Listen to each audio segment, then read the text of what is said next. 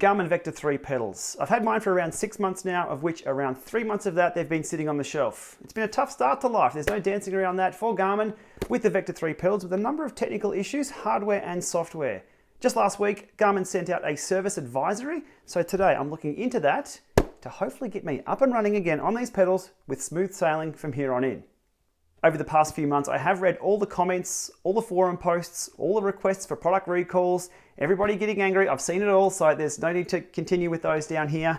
But today, what I'm trying to do is I'll follow through that service advisory top to bottom, and I'll see if that fixes the problem for existing owners. And I guess if you're buying new, you don't have to worry about any of these issues. They're already solved before these pedals go on your bike.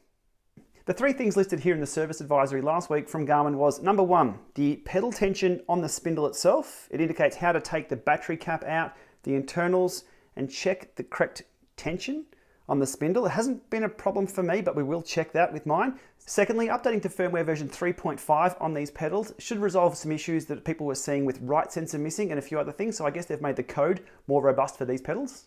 And the third and final thing on the advisory here is how to obtain the new battery cap / battery housing.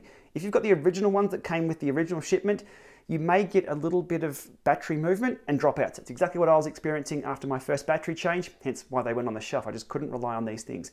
There are a few hacks online of how to get your batteries working just fine, but it wasn't good enough for me. I wanted the official solution so I could be confident the data I was collecting from these, and these on the bike collecting data outside, was going to be rock solid. So this week, my battery caps have arrived. So today I'll also run through swapping out these battery caps on here with the new ones, and we'll take a close look at that process. Again, if you're buying new, you won't have to worry about this. If you're an existing grumpy user like I am, let's go through the process now.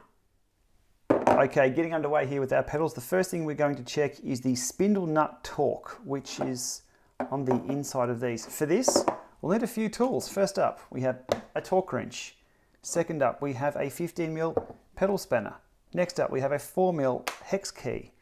Then we have a PH00 screwdriver. And then we have a socket piece, which is 12mm inside and can't be any more than 17mm in diameter. So we have 16 there on the inside. I'm pretty sure this is the right one. 12.2. That should do the job just fine. Look, just a word of warning with this does look pretty complex, and I do have all the tools set up here. If you don't have these tools at home, please get the advice of your local service center who will happily do all this for you. Okay, starting off, we go for the right pedal first.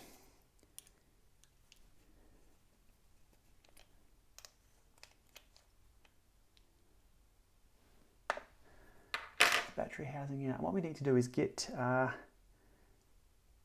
see inside there, not quite sure what they call that, some battery housing, spindle housing, something or other, but we need to take that out very carefully.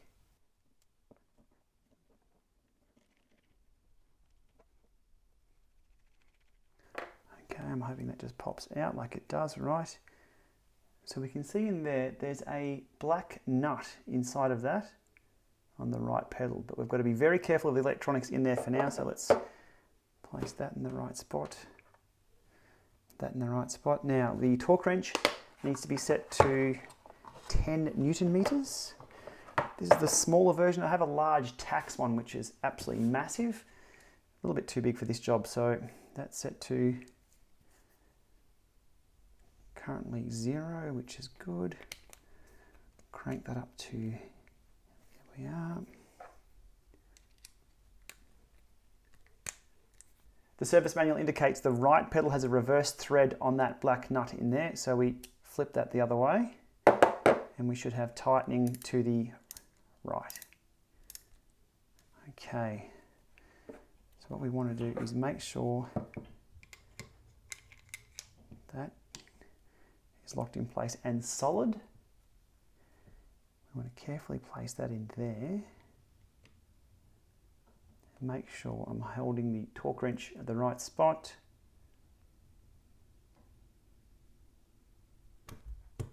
We're good. Okay, that clicked. There was no movement in there, so that pedal was fine. Sorted. Okay, next up, the other pedal. We'll flip that back for that. Exactly the same process. Now, these are the old battery housings that will be replaced. We'll keep them there for now. I'll put it that side so I remember which side's which. Same deal with the little screws inside there. They're very hard to see and get to.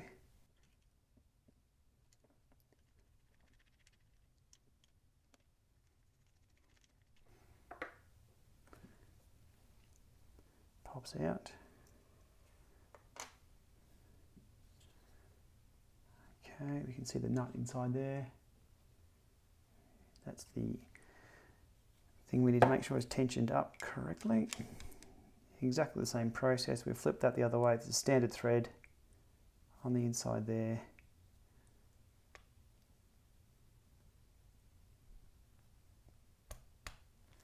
Done. Happy days for both of those.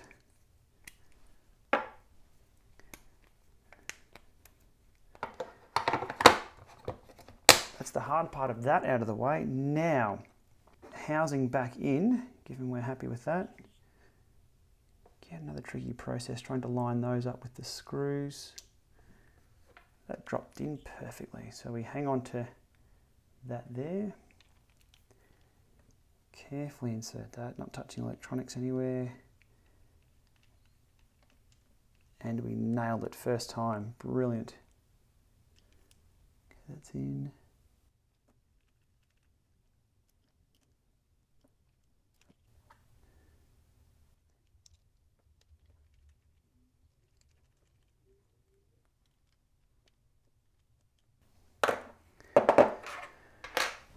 Okay, with that now taken care of, I'm going to be a little pedantic and put some baby oil on those contact points, just a dab.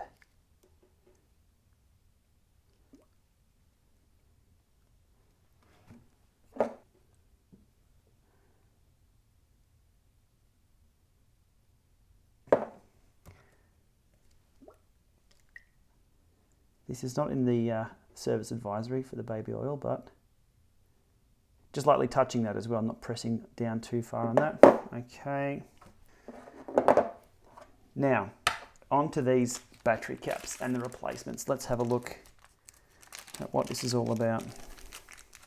It says door and anti-fretting lube, but I don't see any anti-fretting lube in the packet. It's effectively what the baby oil is going to do for us. Okay. Batteries are good because they're the ones that I obviously replaced and started having issues with. So there's the covers. They don't look very different at all. A little bit more metal on top here. And as you can see here in the image that they've supplied, just a few small refinements, but you probably have seen my weight sitting over here on the corner. Let's just put them to the sword with old weight. What have we got? 16 grams on that.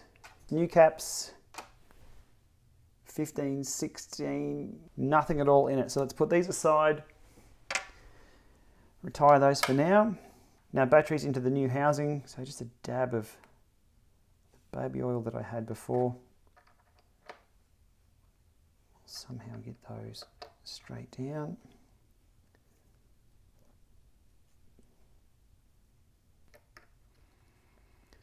Oh, Jesus. Okay, so the batteries don't sit in as tight as the other ones. The other ones, the battery's almost locked in place, but they do float around a little bit on those ones. So again, a dab on these batteries.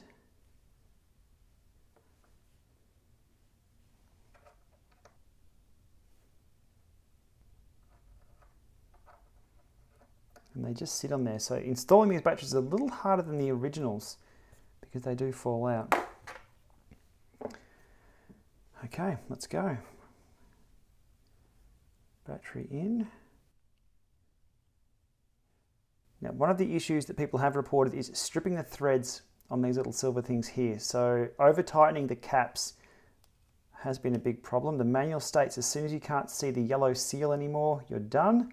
So it doesn't take much at all, just a little, doesn't even need a torque wrench because there's just not that much torque on it. So that's all there is to it. And we have some life there. It's awake. So same deal over this side.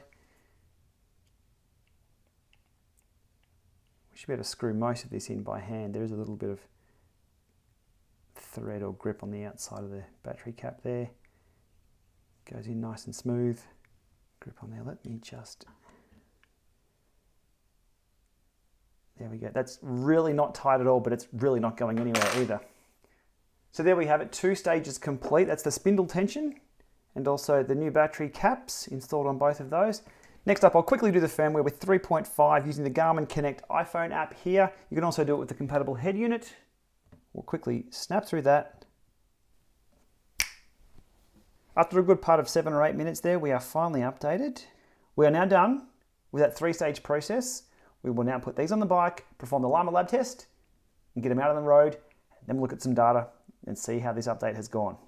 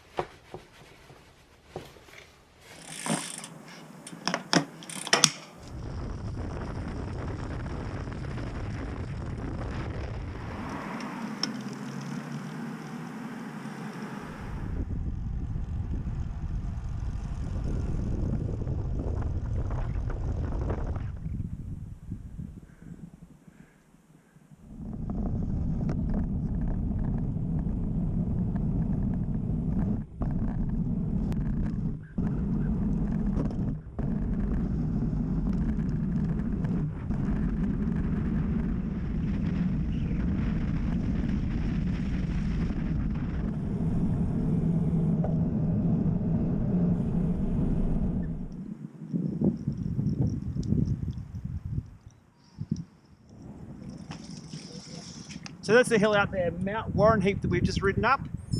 Distance of 35.5k round trip from home back to here. So that's not a bad little loop. Let's get home and put these pedals up against the Tax Neo in the Lama Lab test, then we'll look at the data.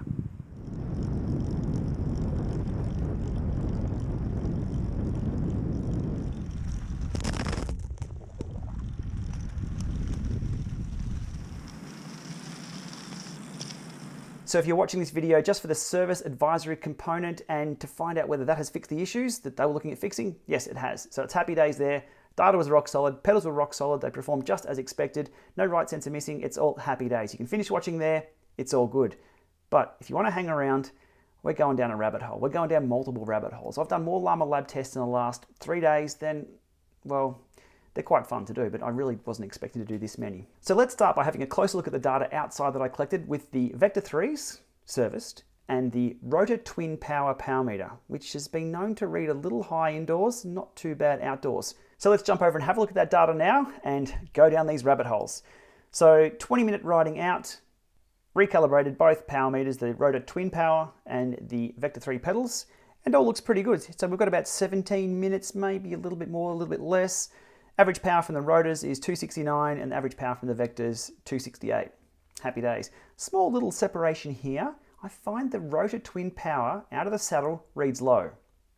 We'll go down that extra rabbit hole later on, but that's just what I'm seeing. But just riding along, happy days. Up Mount Warrenheip itself, which is a few minutes climb. Dive into that here. A little bit of separation again, that's where I'm out of the saddle. But the Vectors seem to track okay. Gets a little ugly at the end as I'm sort of slobbering all over the bars, trying to hold 350 watts there. And then at the end, a little spike. It's all looking pretty good. And then the ride home with a couple of sprints thrown in. So 204 average on the Twin Power, 202 on the Vector 3s. So you can see there, no drops, happy days. There's one thing that did stand out from the overall statistics of this ride though. So everything else is pretty close. Twin Power 204, Vector 3s 201. Not too bad for over an hour ride. Weighted power 258, 257, but it's the maximum power that really jumped out, literally jumped out at me. I'm only doing around 1100 to 1200 watts at the moment. I'm definitely not doing 1445, so that's a little high there. More data needed, but that was the standout. Now over to the more controlled environment, the Lama Lab test, putting the serviced Vector 3s up against the Tax Neo, also up against the Rotor Twin Power. Now, if you remember the review I did on those, and also Ray from DC Rammaker echoed this as well, we saw those Twin Power meters reading a little high indoors. A phenomenon we couldn't get our heads around. There was really no answers to that, but I guess for consistency's sake, I collected the data. I just haven't shown it here on screen. It was reading a little high, which I guess is consistent. The Neo itself has been a proven performer and is always rock solid in erg mode. So let's have a look at what I found here. Just riding along, not too bad. But then when I stopped, zero offsetted everything, and started the 200 watt section, I actually ended up pulling the pin because the vectors were reading around about 10 to 12 watts low in the 200 watt steady state. Not what I expected, and definitely not what I expected within spec of what they've sold us. Now, scrolling down here, something stood out. You can see there was one power meter. Now remember, the Vector power meter is 2 independent power meters. The Neo is 1. So the Neo will give you an accumulation of both left and right, so your entire power coming from the chain. The pedals will give you left and right added together. The left pedal appears to be agreeing with the Neo, maybe even a little high there. The right pedal, it was dropped down. So that stood out. I wasn't quite sure what was going on, but it was consistent. And even the pedaling dynamics screen on my Garmin, it was showing the Vector 3 right-hand pedal was reading a lot lower than the left, whereas the twin power was indicating my balance wasn't too bad. And the Neo, which is the total power, wasn't taking that power off if it was imbalanced. So I wasn't quite sure what to do. So I called it a night for there. Next day, went and got myself some brand new batteries for the Vector 3s. I removed the right pedal. I inspected the spindle. I inspected the crank. I installed new batteries, we did the zero offset, I did a 10-minute warm-up, and we got stuck into Lama Lab test number 2. So onto Lama Lab test number 2. After that right pedal was removed, batteries in both left and right was replaced, and everything was sorted perfect, and then we had the same issue again. So you can see here, Lama Lab test, standard warm-up, zero offset, and the power was actually, let me dive in a little closer here. You can see there, again, the Vector 3 is reading a little lower. The twin power was also on the bike, reading a little high, being consistent, but I'm not going to bother with putting that on the screen. And a quick review of the independent channels, the left-right power, and the Neo as well. Same as before, same as Lama Lab test number 1. Left, Garmin Vector 3, fine. Right, low, and the Neo, just being the Neo, fine. So I continue with the rest of the Lama Lab test there. We'll jump into the sprint and then the over and unders. Not too bad for the sprint, definitely responsive, and then again, you can see a separation through there and a small separation on the over and unders that I do those 20-second up and down short little intervals. So, do I continue down the rabbit hole or do we call it quits there? Well, I continue down the rabbit hole. Lama Lab test number 3. Because these pedals are dual channel and there is a Vector 3S, which is the single channel, and you can remove the right from the pairing, I've removed the right. Have a look at the data here. This was turning my Vector 3s into Vector 3Ss and performing a quick Lama Lab test, so only a few minutes at 200 watts. And surprise, surprise, it's spot on because it was reading the left pedal and doubling it, which matched the Neo.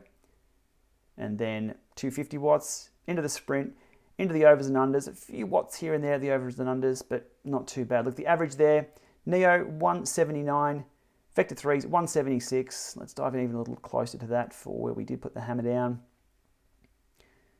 Averages there of 221 from the Neo, average of 219 from the Vector 3. So removing the right pedal from the picture kind of fixed my problem.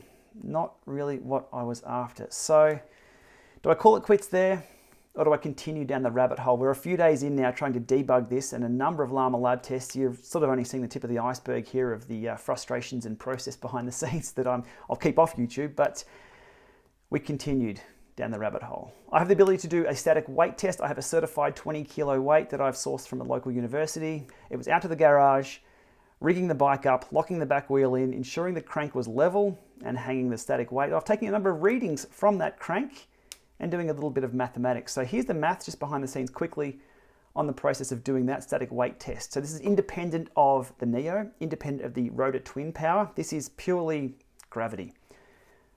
The numbers we're looking at here is the certified weight, so that's 20.0000 kilograms or so, certified.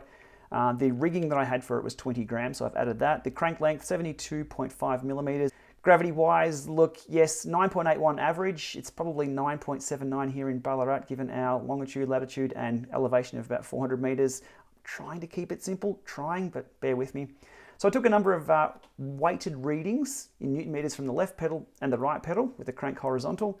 The expected, based on theory, should be 33.87 Newton meters. The left pedal was 33.94, which was 0.2% out, 0.2% high. I'm okay with that. The right pedal, surprise, surprise, it was reading low by about 2.33%. So there's the third data point indicating that the right pedal of my Vector 3s really wasn't quite playing ball. So the Neo wasn't indicating there was an issue with the accumulated power of both. The rotor twin power didn't indicate there was a left-right imbalance at all. That's a true left-right power meter. And now the static weight test, which is independent of those two, indicated that the right pedal would be reading lower, and it was. So do I call it a day there, or do I continue down the rabbit hole? I continue down the rabbit hole. The Vector 3s have the ability to do scaling. So you can actually scale pedals up and down based on the readings that you're seeing. So if you've got all the tools, all the science, and done a little bit of backyard math like I've done here, you can scale your pedals. So based on, again, some simple maths, the scale factor for the left pedal should be, based on the weight test, 0.9980. So getting that left pedal reading 0.2% lower. To get the other pedal reading a little higher, which it needs to because it was reading low, the scale factor was 1.0238. So with those scaling factor numbers, I opened up Garmin Connect on the mobile phone and submitted those to the settings within the Vector 3 pedals, which also automatically took to the head unit as well. So once they're set in the pedals, it appears they stay there, which was kind of handy. And then it was onto Lama Lab test number. I've actually lost count. Let's just look at the data. No surprises there. Everything looks pretty good.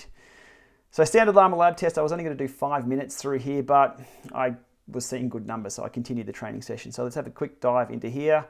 I haven't put a lot of smoothing on here at all, but what we can see there, average of Vector 3s, 206, rotor, they were along for the ride, 216, well done rotor, you read high. The Neo, 208, so within 2 watts, absolutely brilliant. Looking down here to the left-right power, and you can see there, the right's still a little jumpy in the lowness, if that's correct English. So 20-minute steady state, no problems at all. And the little blips you see there, I think are me typing on the keyboard and leaning back. I was talking to a few people on Zwift at the same time, trying to be nice and smooth. Really wasn't happening, and the pedals will pick up on that. So let's have a quick look at the over and unders, and they're just riding along. Now this is with the Vector 3s scaled based on the number from the static weight test. So this wasn't anything to do, I wasn't matching it to the Neo, it was matching it to the theoretical of what it should be. And it's pretty damn close to the Neo. So kudos to the Neo again. And we're seeing here just riding along within a few watts. And yeah, the over and unders, not too bad at all. Not killer spot on. We're looking within 6 or 7 watts at 450. But hey, I was getting tired.